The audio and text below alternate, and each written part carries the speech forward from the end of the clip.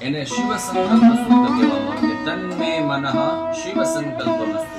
મારું મન છે એ શુભ સંકલ્પો વાળું બનો. જેનું મન સૌથી વધારે એકદમ વ્યગ્ર રહેતું હોય, માનસિક આદિ વ્યાધિ ઉપાધિઓ વધે ને, એ લોકોએ શિવજી ઉપર જળની ધારા કરવાની અને શિવ સંકલ્પ સૂક્તનો અભિષેક કરવાનો દરરોજ. એટલે માનસિક આદિ વ્યાધિ ઉપાધિઓ છે ને એ બધી દૂર થઈ જાય.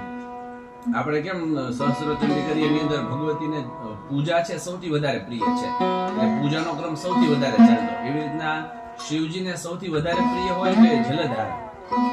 કાંઈ હોય, દ્રવ્ય હોય કે ન હોય, આપણી પાસે હોય ચડાવવાનું, પણ શિવજીને જળની ધારા જ કરવામાં આવે ને તો માનસિક શાંતિ સૌથી પહેલા પ્રાપ્ત થાય.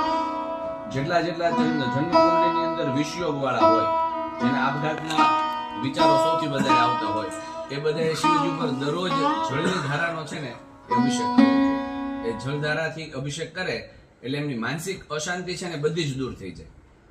અને ભગવાન શિવજી છે ને એ જે કાંઈ આપે ને એ બધું દિવ્ય આપે. મોઢું ખૂબ તપશ્ચર્યા કરાવે, પણ એ આપે ત્યારે ખૂબ આ મોઢે આપે.